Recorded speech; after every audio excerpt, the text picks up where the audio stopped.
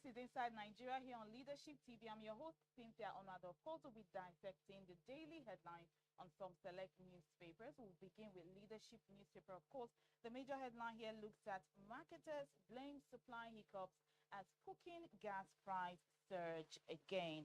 Also, conjure the gods to end insecurity. Those are Dimatel's traditional rulers. Scores killed in Boko Haram ISWAP clash, that's on security matters, and it's on our page 7. Also, we look at the news. Nigeria's democracy threatened by electoral fraud. Apathy, says ex-governors Dixon and also Amechi. Sadly, on a sad note, bandits attack or rather abduct 4 nursing mothers, rustle 50 cows in Kano community. Above the masthead, also, we see People's Democratic Party crisis. Wike's camp reports Oyo judge to Judicial Council, and also civil service to go fully paperless by December 31st.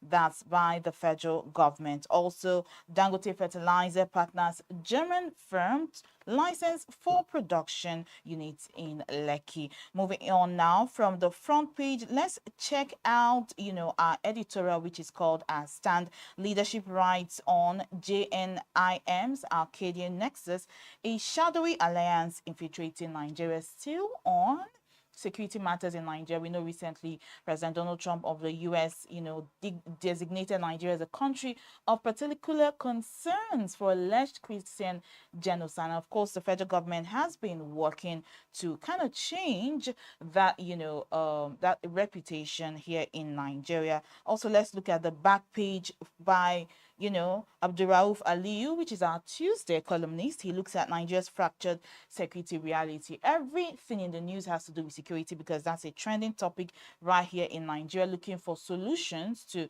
security issues, terrorism, banditry here in Nigeria. Let's move on now from Leadership newspaper and check out The Guardian. The major headline on The Guardian newspaper looks at 33 years later, hope dims for safer pipeline supplies of Jet A to airports. That's on page 6 of the Guardian newspaper. Also on health, WHO declares 24 million living with diabetes in Africa. That's a scary number that really needs to be looked into when it comes to health and lifestyle.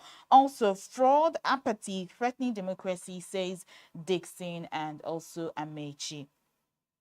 Still on The Guardian, here we see 2027 70 CSOs demand enforcement of laws to curb vote buying.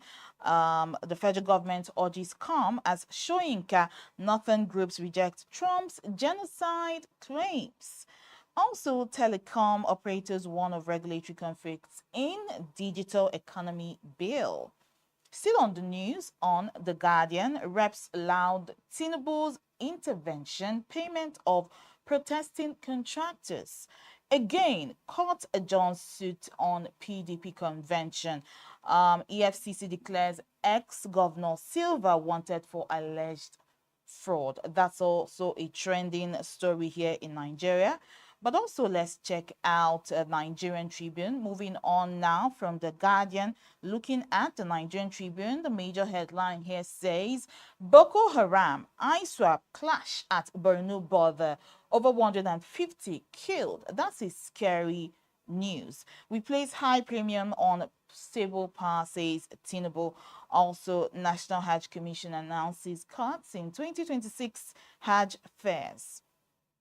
Let's go above the masthead now. Reps invite EFCC, ICPC to probe $4.6 billion global fund USAID grants.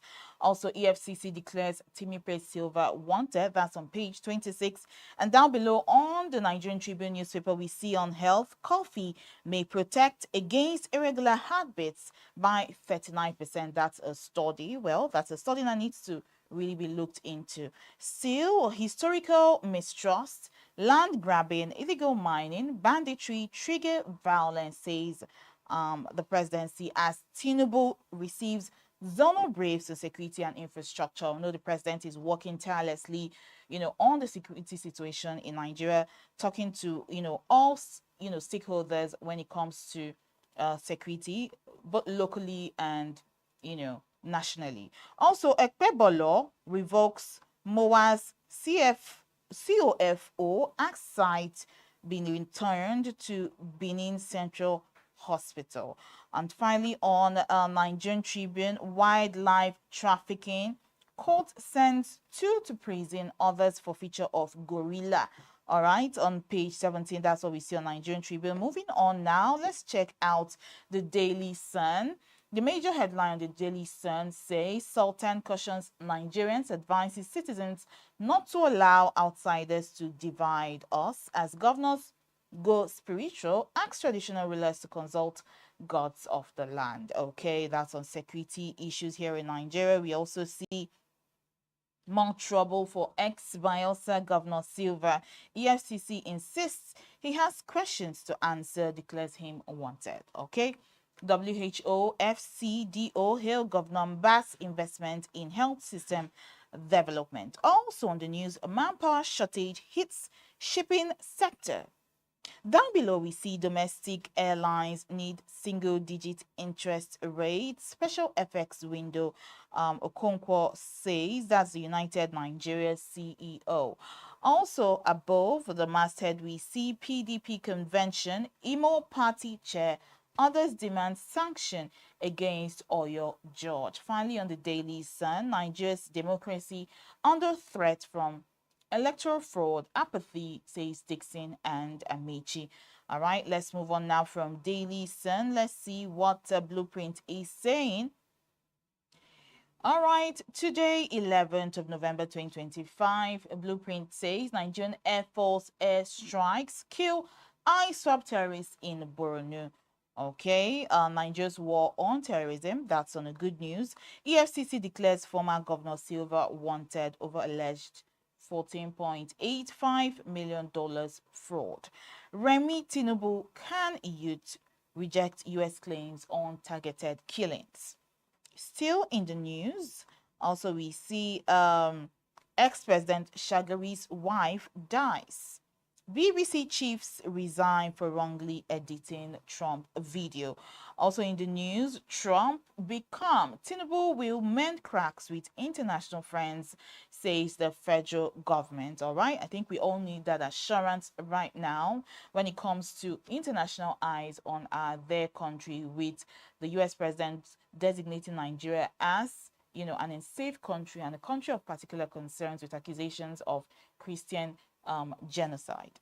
Also on business, are laws now stronger to prosecute perpetrators of bank failure, says NDIC.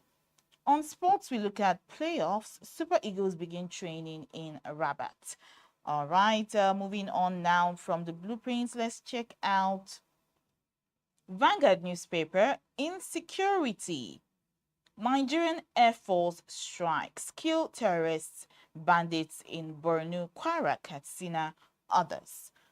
Okay, why we declared Timipe Silva wanted, says the EFCC. If you want to know why, that's on page 7. Trump threatens BBC with $1 billion naira, or rather $1 billion lawsuit over January 6 speech edit as BBC DG Devi CEO resign. WHO FCDO hail Mbas commitment to health development. Also, we see above the masthead, Nigeria's private sector credit soars 75.9% in 2 years. PDP, pro-anti-convention forces fight as Quarter John's case to November 12. All right, the PDP crisis continues. Let's unite against extremism, says Olubadan Shoyinka, NHRC. 2027 rigging worst coup, Dixon Amechi. And also finally on the sports news, we see Chelsea or salaries ahead of World Cup playoffs. All right, that's a shocker on sports news right there. Well, that's all we see on the Vanguard newspaper. We'll call it a day here on Inside Nigeria. If you want to comment on any of the newspaper headlines, do well to do that on any of our social media platforms, Instagram, TikTok, and also on YouTube. We'd love to hear from you. I'm still Cynthia Onward. I'll be back tomorrow. Thanks for watching. Thank you for watching. For sponsorship and advert placements, please contact 080-3688-6158. Last Word Leadership Podcast Studio. You have the last word.